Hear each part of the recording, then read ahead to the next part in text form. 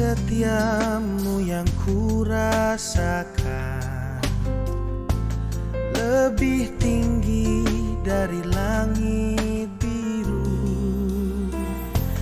Kebaikanmu yang telah kau nyatakan lebih dalam dari lautan.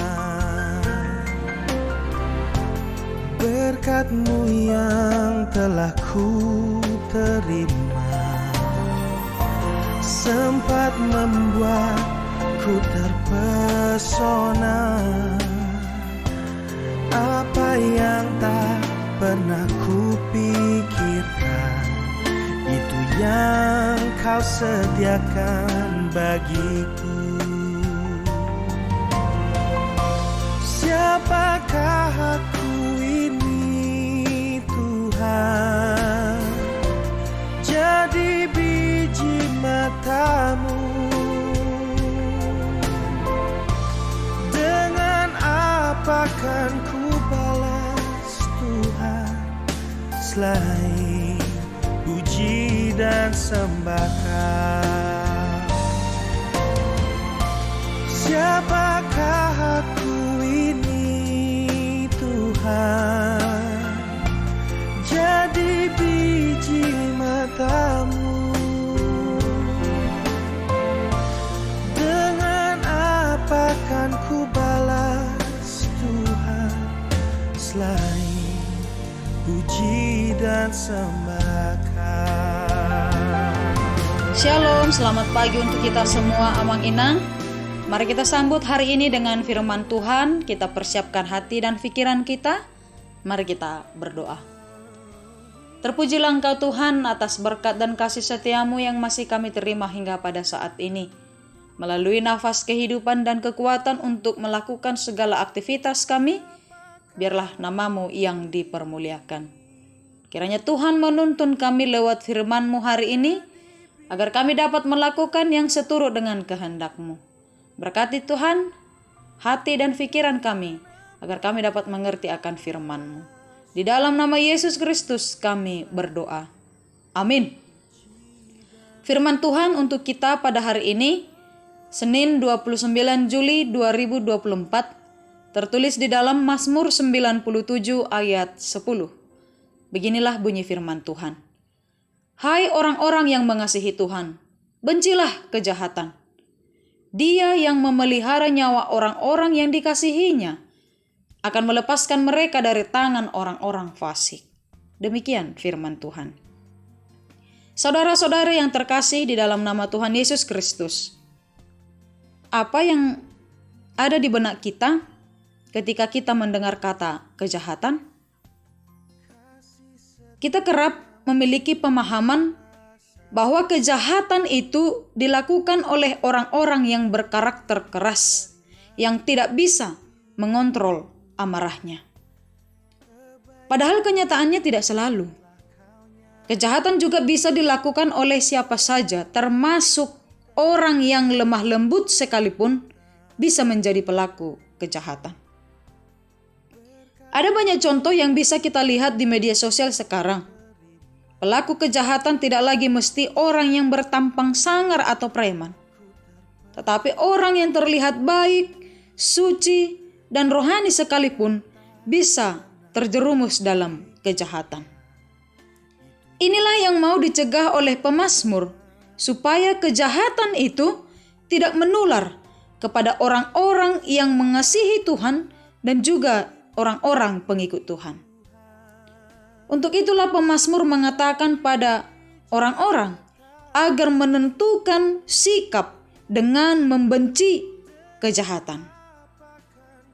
Membenci kejahatan berarti mematikan hawa nafsu, membuang semua keserakahan dan ketamakan, lalu menggantinya dengan melakukan perbuatan baik di mata Tuhan. Saudaraku yang terkasih, setiap orang berpotensi melakukan kejahatan. Apalagi di zaman yang berkembang saat ini. Teknologi sudah semakin maju. Banyak sekali peluang dan kesempatan yang dapat memungkinkan manusia melakukan kejahatan. kita bisa melihat maraknya kasus penipuan, hipnotis, dan lain sebagainya. Bahkan kejahatan itu tidak memandang usia. Dari anak-anak sampai orang dewasa sekalipun bisa belajar kejahatan dan bisa melihat kejahatan yang terjadi di media sosial. Namun firman Tuhan hari ini mengingatkan kita bahwa jika kita selalu setia kepada Tuhan, maka kita tidak akan melakukan kejahatan bahkan dalam situasi terjepit sekalipun. Tuhan akan selalu menuntun kita ke jalan yang benar dan menopang hidup kita dengan kasih setianya. Untuk itu, bencilah kejahatan dan jangan sampai memberikan peluang bagi iblis untuk memperalat kita di dunia ini. Hendaklah Tuhan memakai kita menjadi alat-alat terang di tengah kegelapan, agar kita mampu memancarkan kebaikan di tengah dunia yang penuh dengan kegelapan. Tuhan memberkati. Amin. Kita berdoa. Terpujilah Engkau Tuhan atas kasih setiamu yang menyertai hidup kami, memberkati hidup kami hingga pada saat ini. Terima kasih Tuhan, karena Tuhan masih memberikan kami nafas kehidupan hingga pada saat ini. Untuk itu Tuhan, bantu dan tolong kami memakai setiap kesempatan ini untuk memuliakan nama-Mu. Kami serahkan hidup kami hanya ke dalam tangan pengasihan-Mu. Biarlah Tuhan yang menuntun kami. Apapun rencana, pekerjaan yang akan kami lakukan Tuhan pada hari ini, Tuhanlah yang menuntun dan membimbing kami. Berkati Tuhan anak-anak-Mu yang juga menempuh pendidikan. Biarlah kiranya Tuhan juga menuntun mereka. Kami percayakan masa depan anak-anak-Mu, masa depan gereja-Mu ada di tangan mereka Tuhan. Biarlah kiranya Tuhan yang membimbing mereka. Berkati juga Tuhan seluruh orang tua kami yang sudah lanjut usia. Berikan mereka kekuatan, kesehatan secara jasmani dan rohani, agar kami boleh bersuka cita menyambut hari-hari baru yang masih Tuhan berikan kepada kami. Jika pada saat ini Tuhan, ada saudara-saudari kami yang sedang terbaring lemah karena sakit penyakit, Tuhan kasihani mereka. Ulurkan tangan kuat kasih-Mu memberikan kesembuhan kepada mereka. Kami percaya Tuhan, bilur-bilur kesembuhan akan Tuhan berikan, dan mereka boleh bersuka cita menyambut hari-hari yang masih Tuhan berikan kepada mereka. Dan juga saudara-saudari kami ya Tuhan, jika pada saat ini sedang dalam pergumulan, beban berat dan duka cita, biarlah kiranya Tuhan hiburkan hati mereka. Tolong mereka Tuhan, agar mereka boleh kuat untuk menghadapi setiap tantangan yang mungkin terjadi di dalam kehidupan mereka.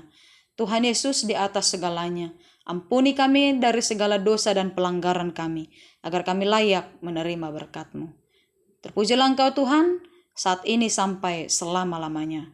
Amin. Anugerah Tuhan Yesus Kristus, kasih setia Allah Bapa, dan persekutuan Roh Kudus yang menyertai kita selamanya. Amin.